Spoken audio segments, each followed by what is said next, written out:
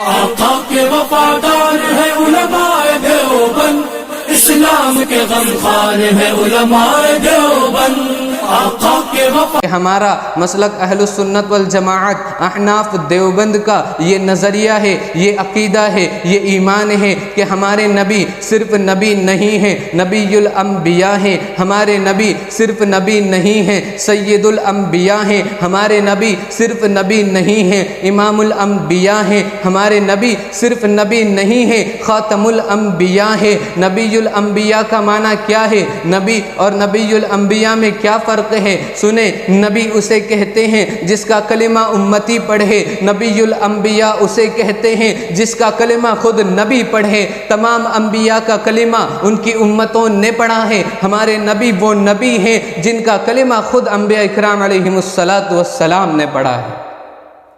نبی اور سید الانبیاء میں کیا فرق ہوتا ہے؟ نبی اسے کہتے ہیں جو اپنی امت کا سردار ہو، سید الانبیاء اسے کہتے ہیں جو تمام نبیوں کا بھی سردار ہو۔ تو یہ مقام اور یہ خطاب بھی ہمارے نبی کریم صلی اللہ علیہ وسلم کو ملا ہے۔ تیسری بات، نبی اور امام الانبیاء میں کیا فرق ہے؟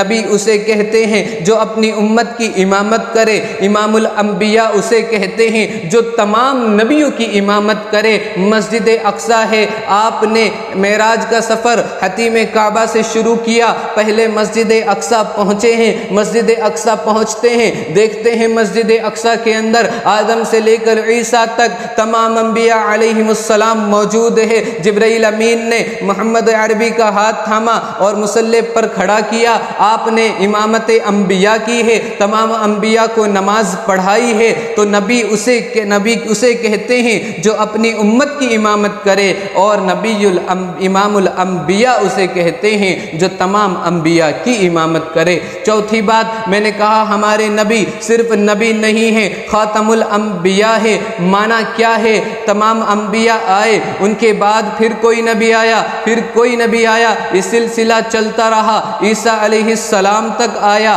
عیسیٰ علیہ السلام کے بعد بھی نبی آئے۔ ہمارے نبی وہ ذات ہے جن کے بعد اب قیامت تک کوئی دوسرا نبی اس دنیا کے اندر نہیں آ سکتا۔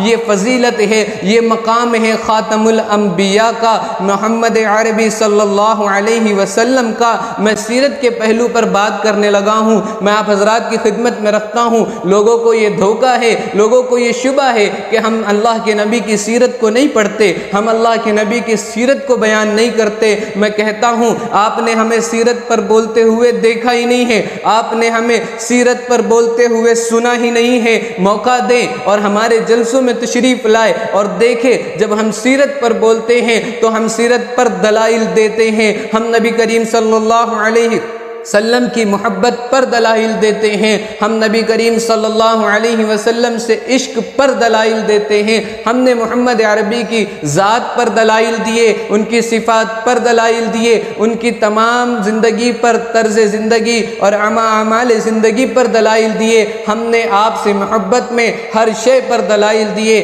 ہم نے اپنے آپ کو نبی کریم صلی اللہ علیہ وسلم کی سیرت کے لیے وقف کیا، ہم نے نبی کریم صلی اللہ علیہ وسلم کے مشن کے لیے خود کو وقف کیا۔ مسئلہ یہ ہے کہ ہماری بات کو سمجھنے کے لیے ہمیں نہیں سنا جاتا، ہمارے بارے میں سنا جاتا ہے۔ استاد محترم ہمارے ایک بات بارہا کہا کرتے ہیں کہ بات جب بنے جب آپ ہمیں سنیں، مسائل تب حل ہوں گے جب آپ ہمیں سنیں گے، ہمارے بارے میں سنیں گے تو مسائل حل نہیں ہوں گے، پھر تو شبہات پیدا ہوں گے۔ اللہ رب العالمین ہمیں بھی آپ کو بھی سمجھ کی توفیق عطا فرمائے، عالم اسلام کے تمام مسلمانوں کو نبی کریم صلی اللہ علیہ وسلم سے سچی پکی محبت کرنے والا بنائے۔ وما علینا الا البلاغ المبین، وآخر دعوانا ان الحمد للہ رب العالمین۔ السلام علیکم ورحمۃ اللہ وبرکاتہ۔